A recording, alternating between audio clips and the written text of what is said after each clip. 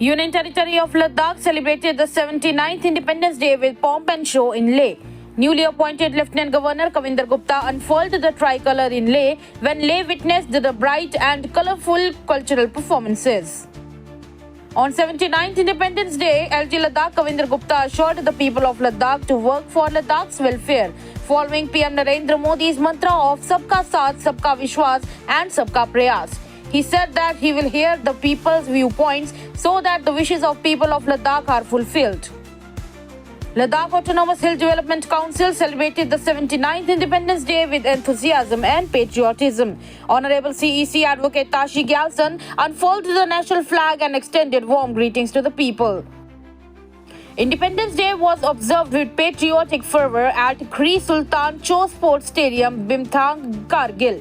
The event featured flag hosting, cultural performances and participation from the local officials, students and residents, celebrating the 79th Independence Day with enthusiasm and unity.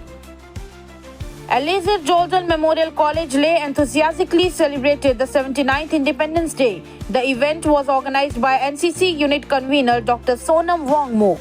The event started with the flag hosting by the college principal, Professor Stanzin Yongdol, followed by the national anthem. The NCC cadets and faculty members were distributed sweets in the event.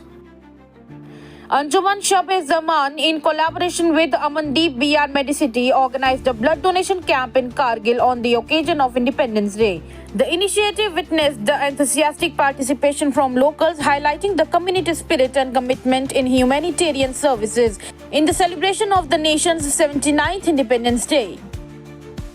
Thousands in Kargil participated in the morning processions of Arba'in, commemorating the Imam Hussain AS and his 72 companions. Organized by Jamiat Ulama Isna Arshia and IKMT Kargil, the processions concluded with Ziyarat-e-Arba'in and sermons at Inkilab Manzil and Hussaini Park.